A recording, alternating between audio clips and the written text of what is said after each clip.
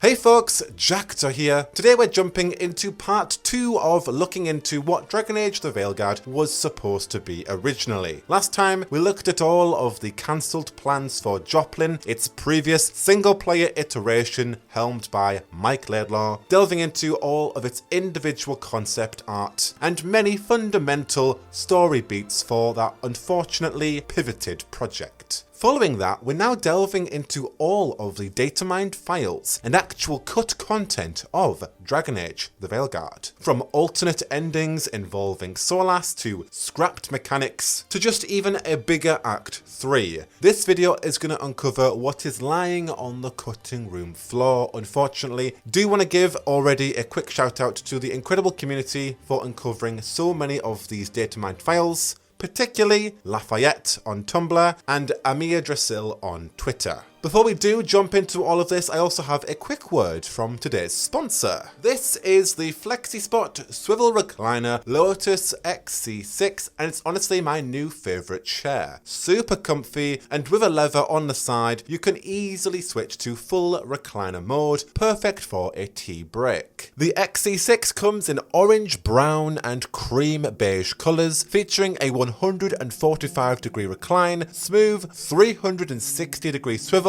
and full body support with ergonomic seats and padded armrests. And gaming in this chair is really the true highlight. It's soft, supportive, and lets me stay focused during all my long Dragon Age sessions without ever feeling stiff. The build is solid, no creaks, no wobbles, and it fits right into my living room setup. Plus, it's really stylish, which is such a nice bonus. The swivel is smooth, and the recline is super easy to adjust depending on what you're doing. Gaming, relaxing, listening to vinyl, even my dragon plushie approves. Setup was quick and easy too. Everything you need comes in the box. So yeah, if you're looking for a chair that's comfy, versatile, and well made, check out the FlexiSpot Recliner Lotus in the description down below. Alright folks, let's dive right in, kicking off with Solas, his cut endings, and all the things that we could have had in the Veilguard. This comes from Lafaiette on Tumblr, who found a bunch of the game's localization files, and one of their most intriguing discoveries regards Solas and the Dread Wolf. So of course, full spoilers, but in the Veilguard, we see Solas transform into the Dread Wolf via shape-shifting in Act 3. Not really answered, felt kind of abrupt and straightforward, as epic as it was to witness. However, Datamined lines suggested a completely different concept for Solas and his Dread Wolf counterpart. It seems that they may have originally been two separate spirits. Take this exchange of dialogue. I must hold back the blight. My wolf will distract Elganan while you take the dragon. Did I see that right? The Dread Wolf is a separate spirit from Solas? Nice. Why does he get to be part wolf? Yeah, seems like Fen'Harel is a merging of the two. Now, before the Veilguard, there was significant debate, especially on this channel, about the nature of Solas and the Dread Wolf. Are they both separate entities? Did Solas sunder the Dread Wolf from himself? And all of these clues ranged from Solas inheriting Mafal's power at the end of Inquisition, currently now transform into a dreaded dragon-like wolf because of her exchange, to then Tevinter Knights just throwing in an actual Lupin wolf serving Solas in the Fade. All of these ideas and more suggested a lingering idea that, much like the Elven gods and their counterpart archdemons, Solas and the Dread Wolf might originally have been two separate entities, two separate aspects of Solas, one in the Fade and one in the real world. And it initially seemed like BioWare was leaning into that duality before simplifying it in the final narrative.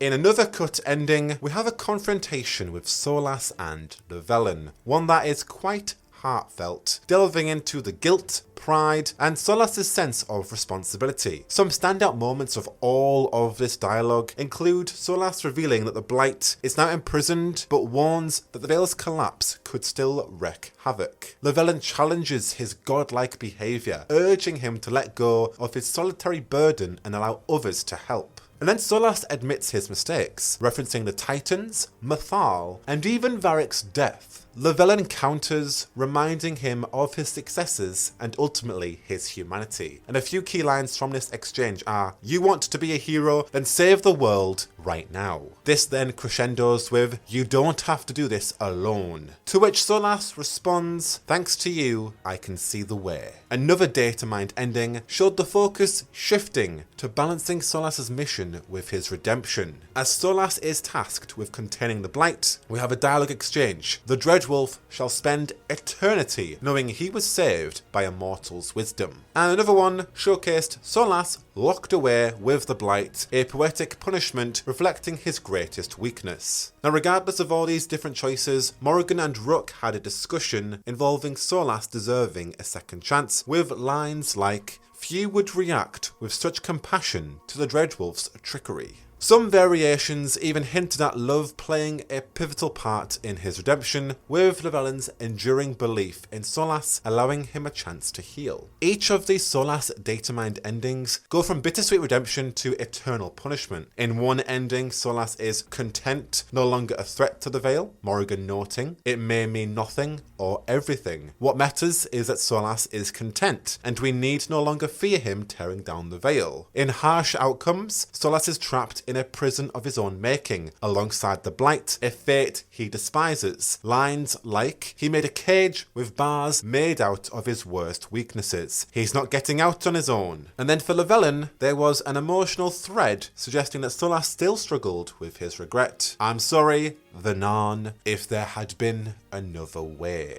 Another ending for Solas involves the dialogue, and now he'll spend who knows how long trying to heal the Blight. What does that even mean? Suggesting a redemptive arc for him as he fixes the Blight himself.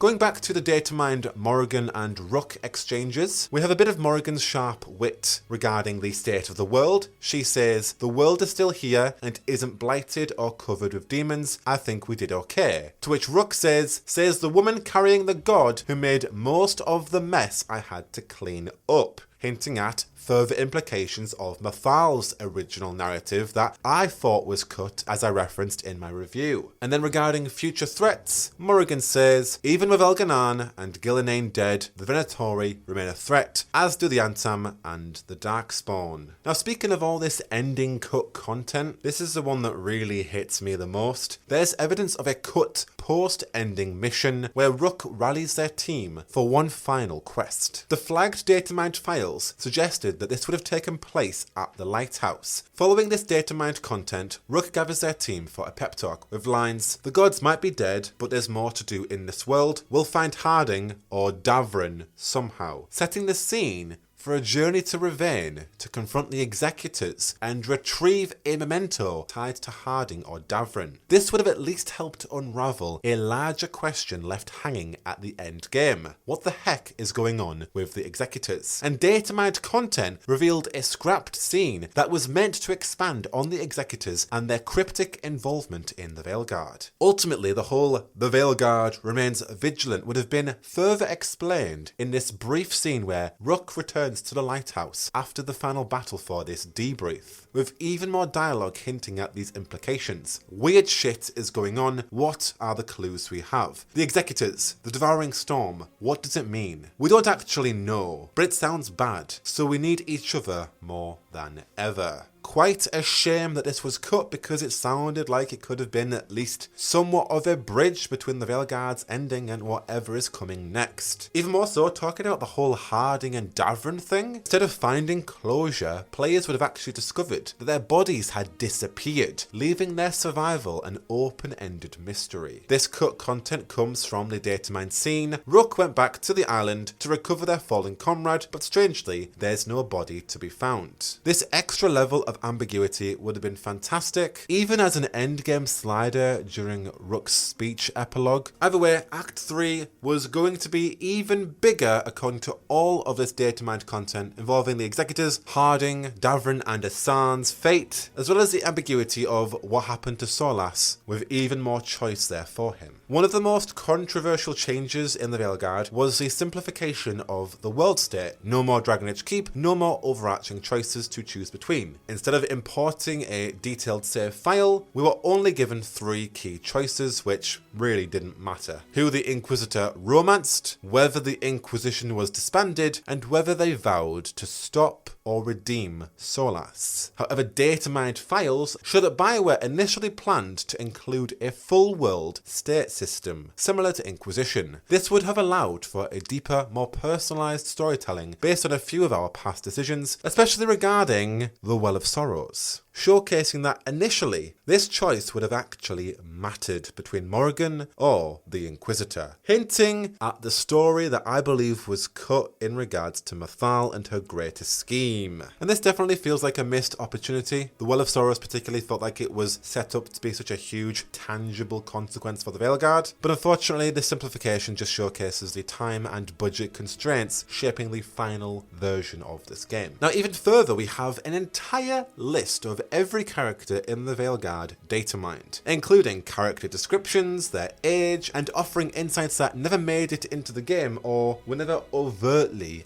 answered in the game. Many characters were either overhauled or drastically simplified in the final release, and so some of these descriptions really give us a glimpse of what the Veilguard might have given us if there was more time and resources. Now for those curious, the full document of Datamined details is linked in the description. Shout out to Amirdrassil for compiling all of this cut content. I'm only going over the ones that seemed cut and most relevant to this video. Let's jump in. Regarding gods and spirits, Solas is apparently aged 40 and is listed as a returning character from the previous games. In his TTS voice is Peter Sad 2KHQ, notably the only major character so far assigned as a Sad variant voice. Now Elganan apparently is aged 99 and speaks with a British Isles accent, described as an ancient elven god king and a contemporary of Solas, now corrupted by the Blight. Gillenane, who is aged around 35, also speaks with a British Isles accent. Gillenane is our sinister, mad scientist god, analytical and curious. She uses magic to mutilate people into powerful but disturbing forms. She often lists things in a clipped fashion,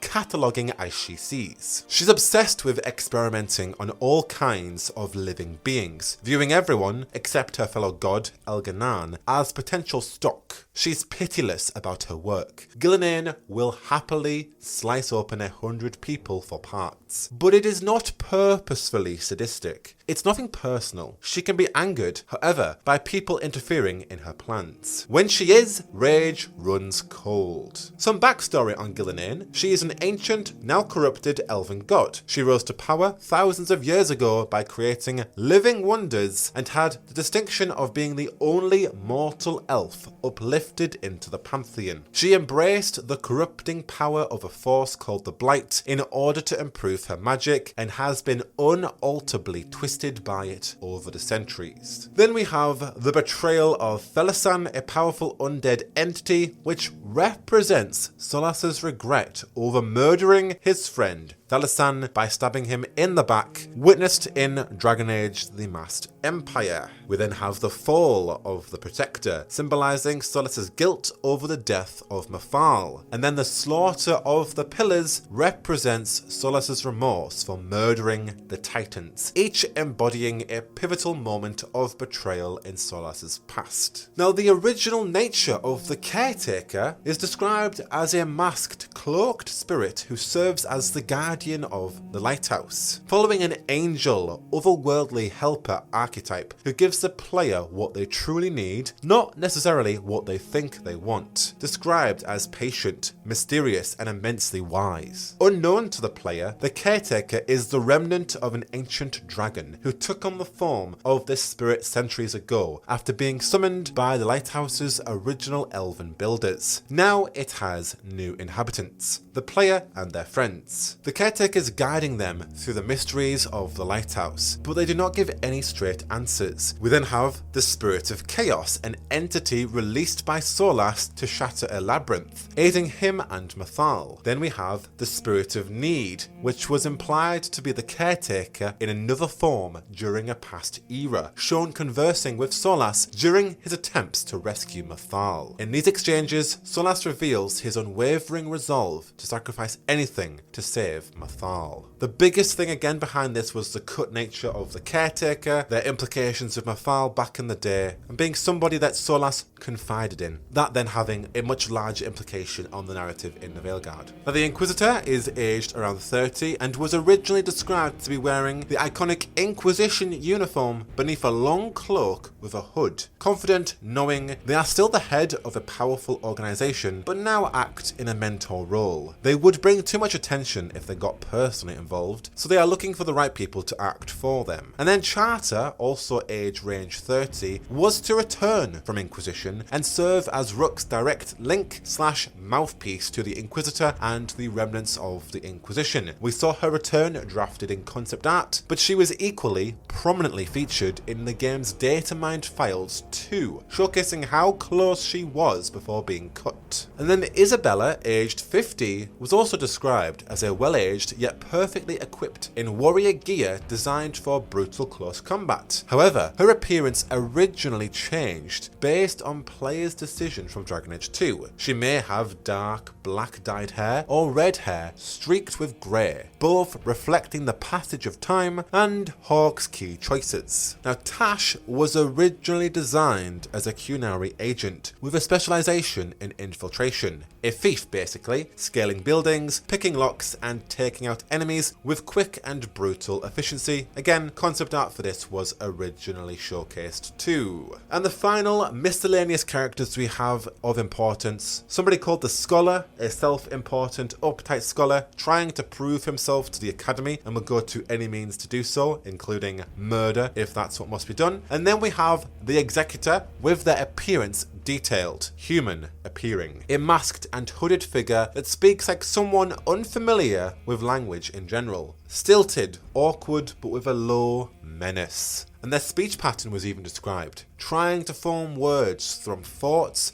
that are far more complex than a regular person. This clearly showcasing the original cut content of the Veilguard's ending, where we were actually going to come face to face with the Executors. And the last Datamined tidbit that I want to reveal to you all is Asher, the Viper, was Datamined to be none other than Divine Aquetius II, none other than the Black Divine. There was a codex in the game that did indicate this from Bataris, however the Dataminds do also back that up, that Asher, the Viper, is the flippin' Black Divine, which makes sense why they were always a mystery anyway. Two final bits of Datamined content for you now. We have some cut content that hinted at a more nuanced romance for Lucanus. The Datamined files suggested that Lucanus' feelings towards Rook and spite would have depended on key choices. If the player saved Minrathous, Lucanus would have sought to separate himself from spite, aligning his actions with the player's morality. Before the Battle of Gillinane, there was supposed to be a significant scene where Lucanus reflected on himself and spite, his dialogue based on whether he's still bound to the demon or has chosen freedom. Unfortunately, the audio files for this scene were never fully implemented, leaving only fragments of text in the game's data. It's unclear if players could have pursued the romance without completing Lucanus' personal quest, or if it was always meant to hinge on saving the city. Either way, there was always something more initially planned for his romance. The last thing that was generally cut was a New Game Plus mode for the Veilguard. According to the Dragon Age Day Reddit AMA, New Game Plus was scrapped due to resource constraints, and BioWare has no plans to implement it in the future, which is fine I guess because Inquisition didn't have a New Game Plus, but what it did have was the Golden Nug, so you could transfer all of your crafting schematics over. This would certainly be brilliant if the devs were to do this for the Veilguard, so that you can dress almost immediately brilliant straight away. However, I don't see that happening, and I'm sure that there will be mods that exist to do that for PC players. Either way, that's all I can find currently online that has been data mined and cut from the Veilguard. I'm sure there's more to come, and if so, I'll probably talk about that more in the future in a separate video. Let me know what you find most disappointing that was cut. For me, the whole Harding, Davrin, Asan finding their bodies at the end of Act 3 and then having this Executor ending would have been brilliant to actually witness them as was originally planned. I would have loved that, and it would have helped soften the blow of the whole the Executors are behind everything and they always have been to some degree all along. Maybe it was supposed to be DLC and they figured they didn't want to put it in there to get fans' hopes up. Maybe they cut it for a variety of reasons. Maybe that's the next game. Who knows? But yeah, I am saddened that was cut. What about you? Let me know all of your thoughts on the cut content of the Veilguard and how you feel about it all. But until the next one, of course, I have been Jackdaw. You are already in the right place for the latest on Dragon Age, the Veilguard, BioWare, and maybe a few other fantasy RPGs here and there too. Until then, I've been Jackdaw, and I should go. Whoa, whoa, whoa, whoa, whoa, whoa.